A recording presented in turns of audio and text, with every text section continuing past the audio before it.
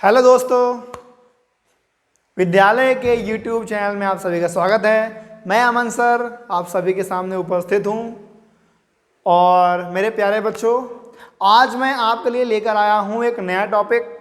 आप सब जान रहे हो कि हम लोग पढ़ रहे हैं, मैट्रिक्स पढ़ रहे थे। हमारा मैट्रिक्स समाप्त हो चुका है। आज हम लोग पढ़ेंगे एक नया टॉपिक। उस टॉपिक का नाम है सारणिक। बिल्कुल जैसे आपने मैट्रिक्स पढ़ा है, ठीक है, इस मैट्रिक्स के ही फैमिली का ये भी एक मेंबर है। मैं इसको प्यार से छोटा भाई कहता हूं, तो ये छोटा भाई है। अभी मैं आपको बताऊंगा कि छोटा भाई क्यों आया है, ठीक है।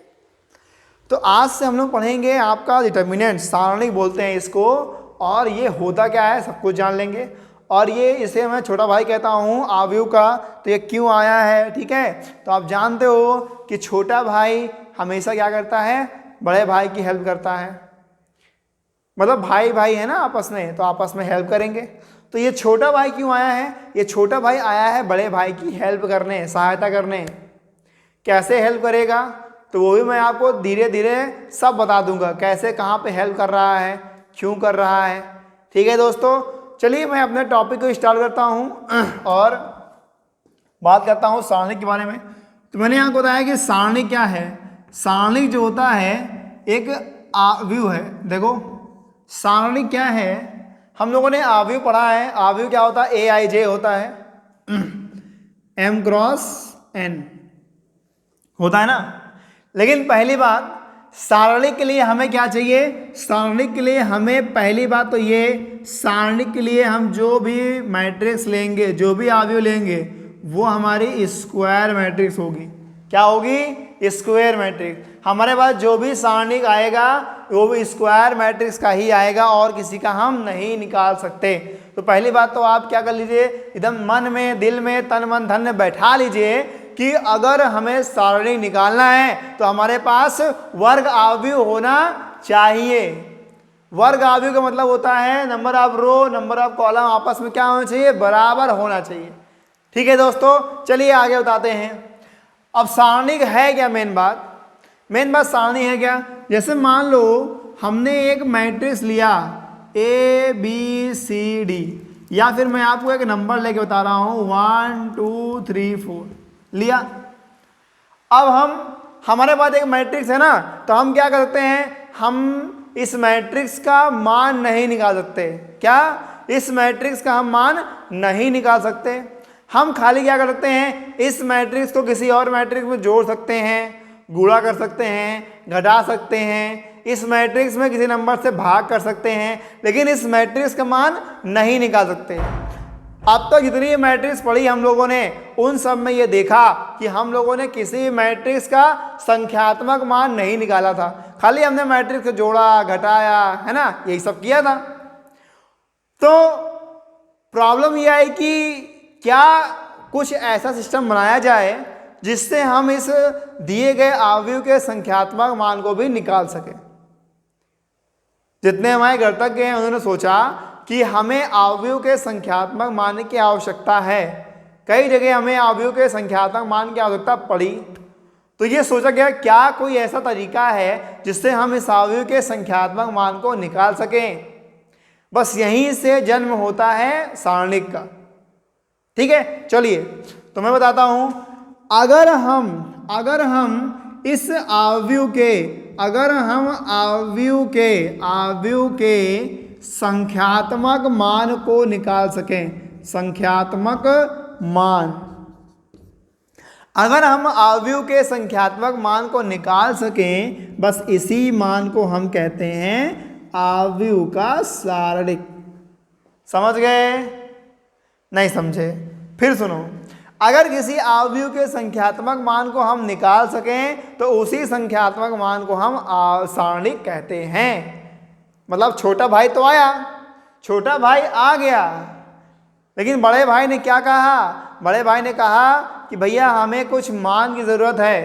तो छोटे भाई ने कहा ठीक है, मैं आपकी हेल्प कर दूंगा, मैं एक जरिया बन जाऊंगा जिससे हम आपका मान निकाल सकें। तो सारणी क्या है, सारणी एक जरिया है जिससे हम आव्यूह के संख्यात्मक मान को ज्ञात कर सकते हैं। तो सारणी को बनाया गया, सारणी को बनाया गया, समझ रहे हो दोस्त। देखिए, तो अवयव के संख्यात्मक मान को हम क्या कहते हैं, सारणी कहते हैं। तो ये छोटा भाई क्या करेगा, इस अवयव की हेल्प करेगा, कैसे, इसके संख्यात्मक मान को निकालने में। ठीक है, तो भैया आपको एक चीज याद रखना है कि किसी अवयव के संख्यात्मक मान को सारणी कहते हैं। और वो अवयव कैसा होना चाहिए दोस्तों, वो अवयव आपका होना चाहिए स्क्वायर मैट्रिक्स। कौन सी, स्क्वायर मैट्रिक्स, जी हाँ, वर्ग अवयव। वर्ग अवयव का मतलब होता है जिसमें नंबर ऑफ रो और नंबर ऑफ कॉलम क्या हो, बराबर हो, उसे हम क्या कहते हैं, वर्ग अवयव कहते हैं। तो जरा आप ध्यान दें कि मैंने आपको सारणी डिफाइन कर दिया, किसी भी मैट्रिक्स या अवयव के, किसी वर्ग अवयव के संख्यात्मक मान को सारणी कहा जाता है। ये आप बिल्कुल याद रखेंगे। अब सुनिए ध्यान से, अब क्या करना है, अब हम क्या कहते हैं, अब सारणी हमने बता दिया कि भैया सारणी इसका संख्यात्मक मान है, लेकिन निकालेंगे कैसे, निकालेंगे कैसे, ये हमको जानना जरूरी है। तो अब मैं आपको बता रहा हूं कि सारणी के मान को निकालते कैसे हैं और हम सारणी को लिखेंगे कैसे, समझ रहे हैं। देखिए, हमारे पास अगर एक मैट्रिक्स ए है, क्या है, एक मैट्रिक्स ए है, तो हम मैट्रिक्स क्या लिखते हैं, ए आई जे, इस तरह लिखेंगे। तो इसके अगर हमको सारणी के मान निकालना है तो उसको हम लिखेंगे ऐसे, ए लिख करके 2 लगा देंगे, डंडी इनके बीच में ए रहेगा, या तो ऐसे लिखो या फिर डिटर्मिनेंट ऑफ ए लिखो। दोनों आपको तरीका सही है, या तो ये लिखे या फिर ये लिखिए। ठीक है, तो देखिए, किसी भी मैट्रिक्स के डिटर्मिनेंट को हम लिखेंगे मॉड ऑफ ए, इसको पढ़ेंगे क्या, डिटर्मिनेंट ऑफ ए, या फिर इसको डीईटी लिख दो। डीईटी मतलब इसका, डीईटी डिटर्जेंट नहीं, डिटर्मिनेंट, डिटर्मिनेंट ए। अब इसको कैसे निकालेंगे ये भी हमें पता होना चाहिए। चलिए अब बताता हूं कि मैं किसी भी मैट्रिक्स के डिटर्मिनेंट को कैसे फाइंड करते हैं। और एक बात, बहुत ही महत्वपूर्ण बात यह है कि आपके सिलेबस में सिर्फ और सिर्फ 3x3 तक के ही डिटर्मिनेंट को फाइंड करने कहा गया है। मतलब आपको 4x4 एग्जाम में नहीं आएगा, सिर्फ और सिर्फ 3x3 तक आएगा।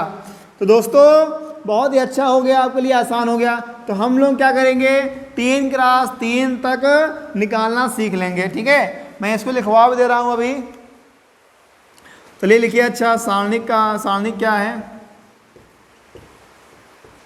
सारणी क्या है, देखिए सारणी क्या है, किसी वर्ग अवयव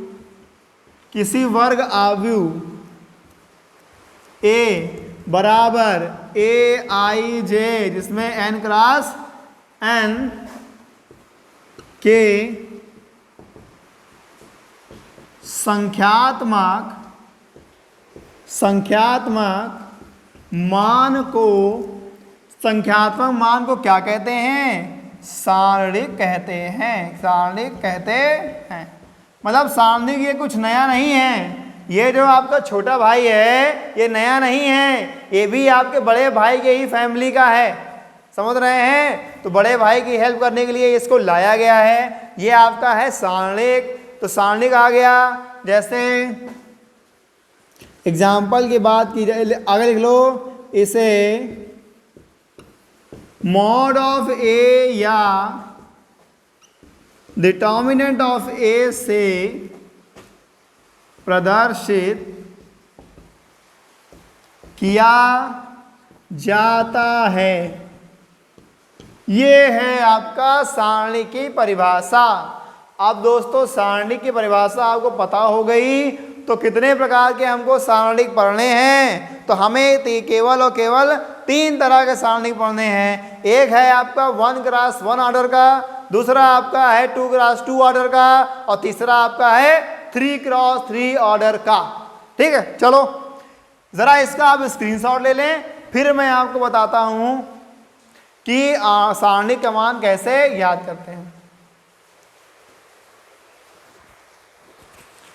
हो गया स्क्रीनशॉट भैया, इसका स्क्रीनशॉट आप सब ले लो जल्दी से।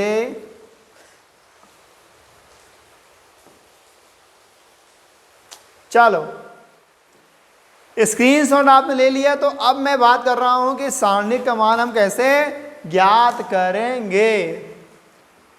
ठीक है, तो आपके 12th क्लास में सिर्फ और सिर्फ 3 सारणिक दिए गए हैं, तीन टाइप के, 1 क्रॉस 1, 2 क्रॉस 2 और 3 क्रॉस 3। ठीक है, तो इन तीनों के बारे में ही हम क्या करते हैं, पढ़ लेते हैं कैसे कैसे मान निकालना है। आज हम लोग केवल मान निकालना सीखेंगे और कुछ क्वेश्चन लगा लेंगे। चलो देखो, सारणिक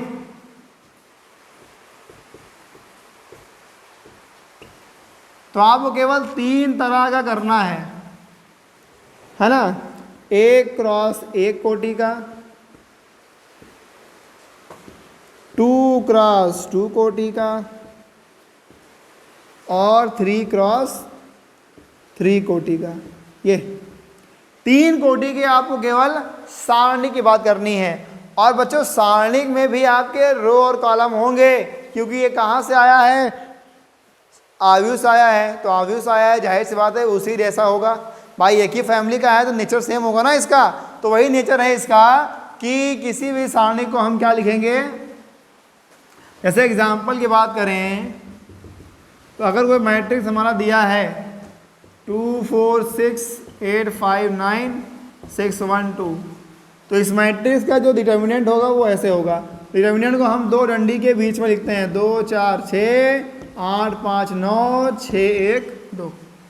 ठीक है, ये है आपका डिटर्मिनांट। समझ में आ रहा है ये। चलो भाई आगे बढ़ जाते हैं हम लोग। अब देखते हैं कि हमें क्या चीजें करनी है। ठीक है, इसका भी आप स्क्रीनशॉट ले लो। हो गया स्क्रीनशॉट, चलिए इसको रफ कर दिया जाए। अब देखो 1 क्रॉस 1, 2 क्रॉस 2, 3 क्रॉस 3, इन सभी मैट्रिक्स को हम कैसे निकालेंगे, आइए हम लोग देखते हैं। ठीक है, चलो भाई बताया जाए। देखो 1 क्रॉस 1 कोट के, ये हमारे क्या लाइट चल रहा है, तो कोई और चेंज किया जाए।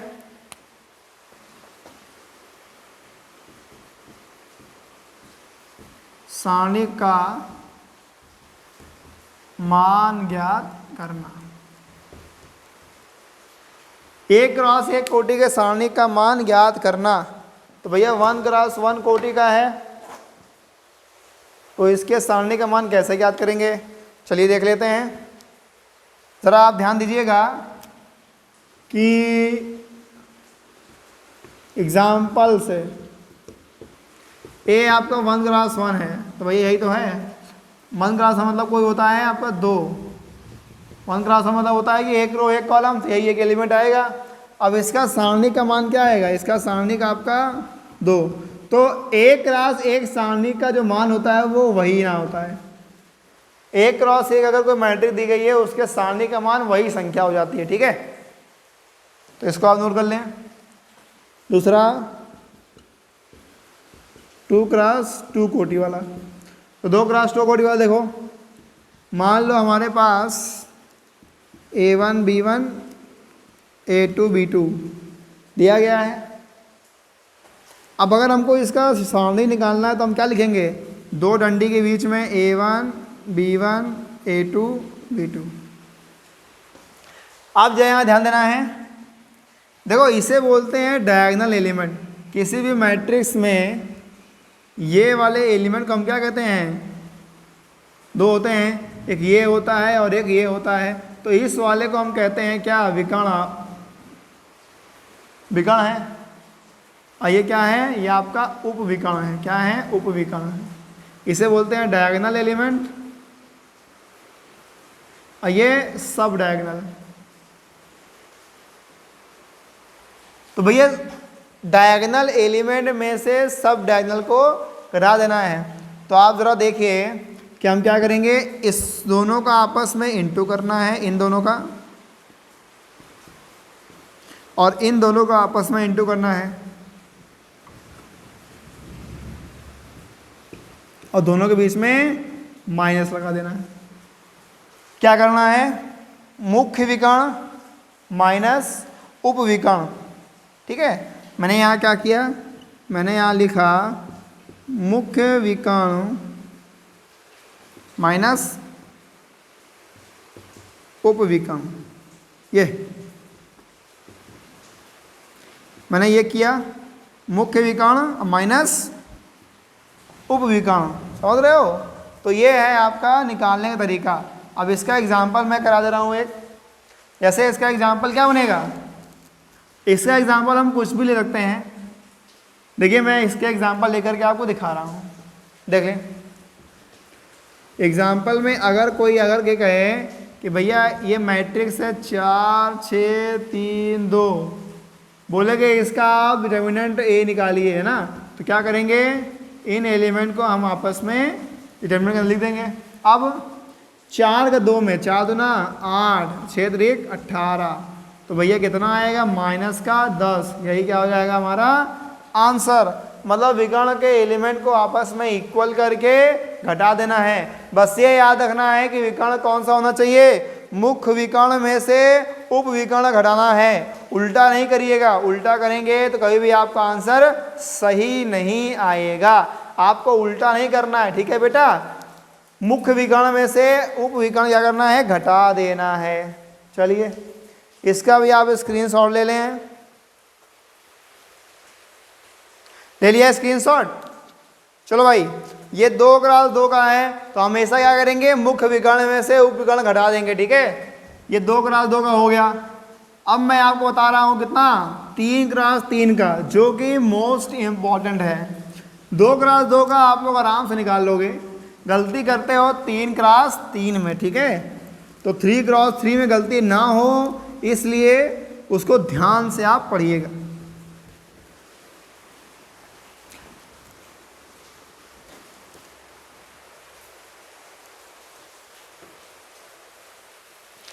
देखिए हम बात करते हैं 3 क्रॉस 3 की। तो 3 क्रॉस 3 क्या है, 3 क्रॉस 3 कोटि के शारीरिक का मान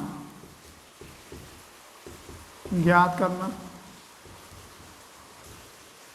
देखो बच्चों 3 क्रॉस 3 का कैसे निकालेंगे, जैसे हमारे पास कोई भी एलिमेंट है। ठीक है, एक एग्जांपल लेके मैं करा दे रहा हूँ आपको। एक मैट्रिक्स हमारे पास दी गई है, मान लो 4 6 8 2 9 3 4 6 1।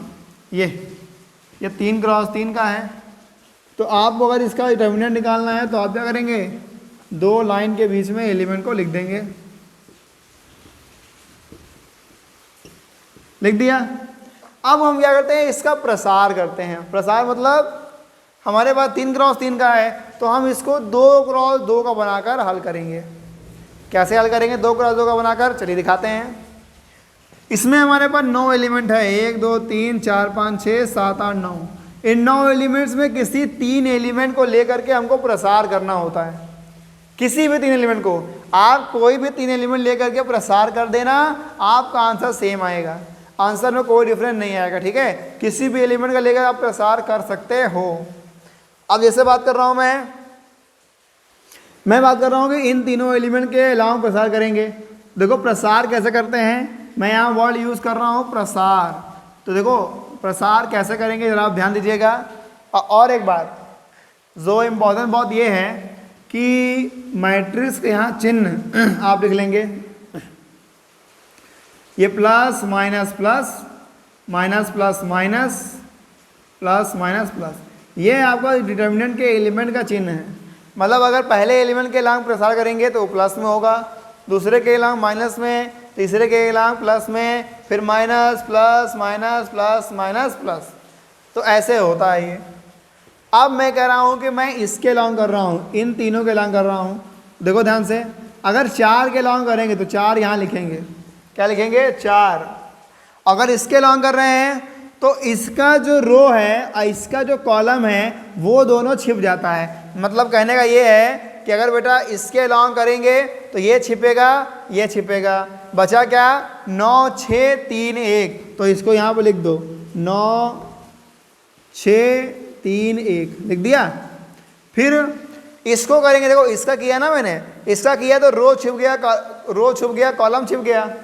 अब दूसरा वाला देखो 6, अब 6 कहाँ है, सेकंड पे है, और सेकंड क्या होता है माइनस में, तो यहाँ पे क्या आ जाएगा -6। अब अगर 6 वाला कर रहे हैं तो 6 वाले का रो और 6 वाले का कॉलम छिप जाएगा। जिस एलिमेंट के ऊपर प्रसार करते हैं उस एलिमेंट का रो और कॉलम छिप जाता है, तो इसका रो और इसका कॉलम छिप जाएगा। बचेगा क्या, 2 4 3 1। समझ गए। अब आगे देखो 8 प्लस का 8, क्योंकि ये प्लस का है, 8 के लॉन्ग करेंगे तो ये छिप जाएगा, ये छिप जाएगा। बचा क्या, 2 4 9 6, बचा कितना, 2 4 9 6। अब ज़रा आप बताइए, ये 2 2 वाला हो गया तो क्या इसको आप हल नहीं कर पाओगे, कर लोगे। तो यहाँ पे क्या आएगा 4। अब 9 1 9, बीच में माइनस, 6 3 18, 2 1 2, माइनस 4 3 12, 4 6 दूना 12, माइनस 9 चौक 36। अब फिर देखो 4 गुणे 9 में से 18 गए, माइनस का 9, माइनस का 10,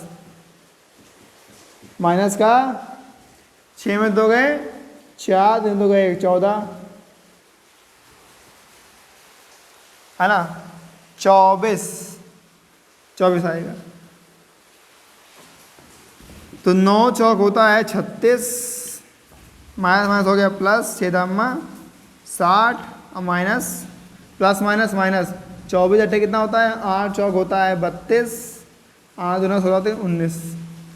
ज़रा आप यहाँ ध्यान दीजिएगा, 36 में इन दोनों को जोड़ लो, 192 और 36 जोड़ लिया जाए, 6 2 हो गया 8, 9 3 हो गया 12, 2 से लाए 1 और 1 2, 228 में तक घटा दोगे, सॉरी ये माइनस का आएगा और ये 60 प्लस में है, तो प्लस माइनस माइनस, 8 में 0 का 8 आया, 12 में 6 का 6 आया 1, कुल मिलाकर के ये 168 आएगा, लेकिन माइनस का, किसका, माइनस का।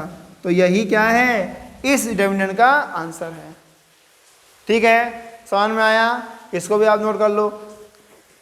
तो 3 वाले में खाली आपको प्रसार करना है। देखो अब अगर इसके अलॉन्ग करते प्रसार, इसके लॉन्ग करोगे तो 2 के लॉन्ग क्या है, इसका ये रो कॉलम है और इसका ये रो है, छिप जाएगा, बचेगा 6 6 8 1। किसी के लॉन्ग आप कर सकते हो, आप 6 के लॉन्ग करोगे तो इसको अगर लोगे तो इसका कॉलम और इसका रो छिप जाएगा, बचेगा 4 2 8 3, ऐसे होता है। ठीक है, और चिन्ह कौन लगाना है, 6 का चिन्ह कौन सा है, माइनस का है, तो यहाँ क्या लग जाएगा आगे, माइनस में। ठीक, इसको लिखिए।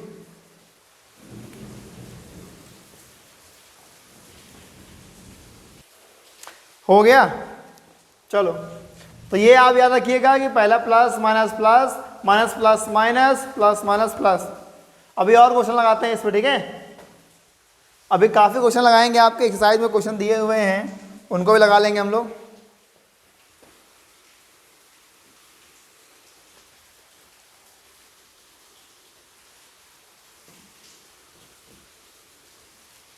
अब ज़रा आप एक्सरसाइज ओपन कर लीजिए, प्रश्नावली ओपन कर लीजिए, तो कुछ क्वेश्चन वहाँ से हम लगवा दे रहे हैं आपके।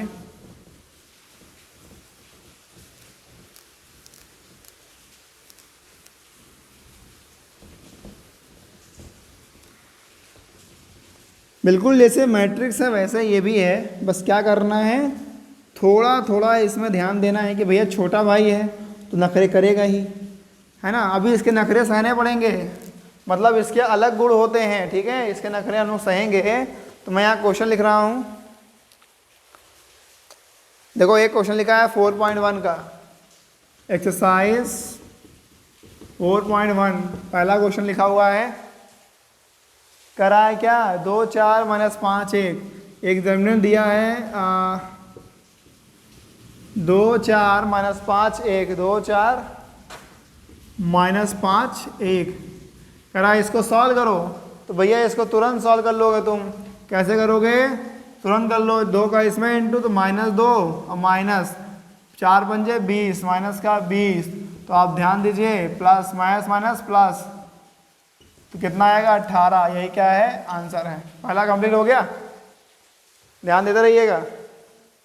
एक और ये हो गया, और देखो दूसरे का दूसरा कर लें। सेकंड का सेकंड करा है, एक आपको डिटर्मिनेंट दिया गया है x square minus x plus one, x minus one, x plus one और एक्स प्लस वन। ठीक है, चलो ध्यान देना, इसका इसमें into x square minus x plus one का एक्स प्लस वन में माइनस एक्स प्लस वन और एक्स माइनस वन, इसका इसमें इंटू, इसका इसमें इंटू, बीच में क्या लग गया माइनस। अब आपको ध्यान दीजिए, ये फार्मूला बन रहा है A plus B A square minus A B plus B square. ये फार्मूला होता है A square minus B square, मतलब x cube minus one cube और माइनस, ये फार्मूला होता है A square minus B square का, क्योंकि A plus B A minus B लिखा है। तो x cube minus one minus x square plus one, तो वन से वन क्या हो गया कैंसिल, कितना आया एक्स क्यूब माइनस का एक्स स्क्वायर। ठीक है, आप चाहें तो यहाँ पे एक्स स्क्वायर कॉमन ले लें तो क्या बचेगा एक्स माइनस वन, यही क्या हो जाएगा आपका आंसर। इसको भी आप नोट करिए।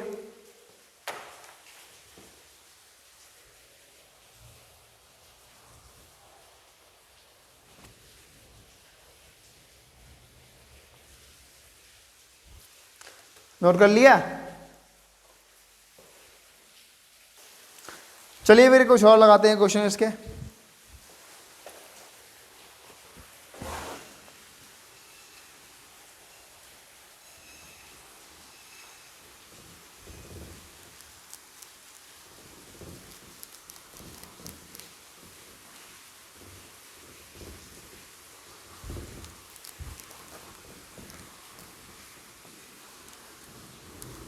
देखिए इसका एक और क्वेश्चन लेते हैं हम लोग। क्वेश्चन में क्या बोल रहा है बेटा, क्वेश्चन में क्या है, तीसरे में कह रहा है यदि एक मैट्रिक्स दी गई है हमें 1 2 4 2, कह रहा है तो दिखाइए कि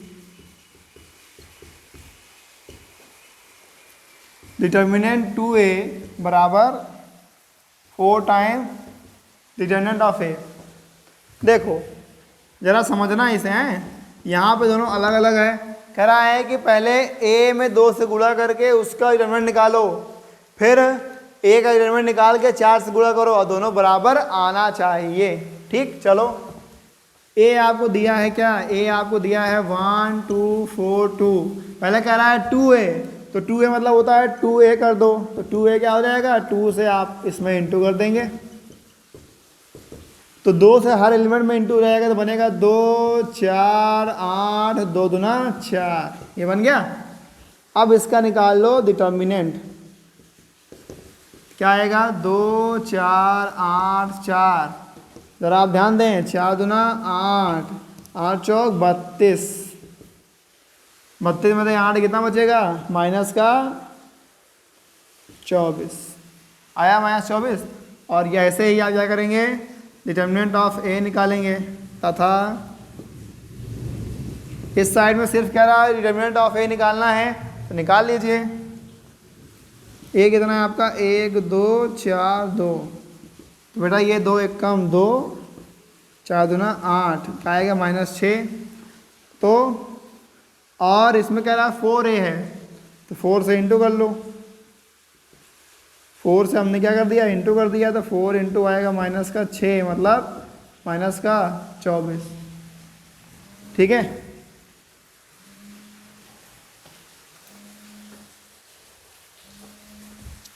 अतः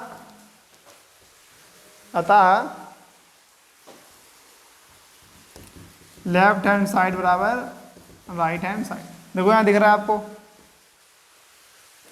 या लिखोगे चाहे या ही लिख लो, सिंस मॉड 2a बराबर 4 टाइम्स देयरफॉर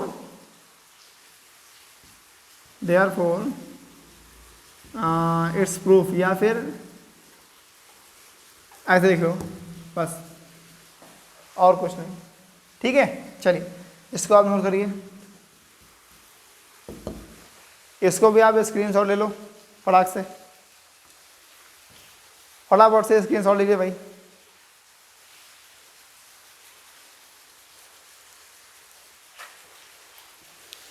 चलिए फिर आज के लिए इतना ही, ठीक है। आज हम लोग इतना ही पढ़ेंगे और नेक्स्ट लेक्चर में हम लोग जब मिलेंगे नेक्स्ट वीडियो में तो इस 4.1 के कुछ और क्वेश्चन लगाएंगे, उसके बाद कुछ नए कॉन्सेप्ट पढ़ेंगे, ठीक है। चलिए आज के लिए इतना ही। आप लोग घर में रहिए, सुरक्षित रहिए, ठीक है। बाहर बिना फालतू मत घूमिए और पढ़ाई करते रहिए। चलिए, थैंक यू सो मच।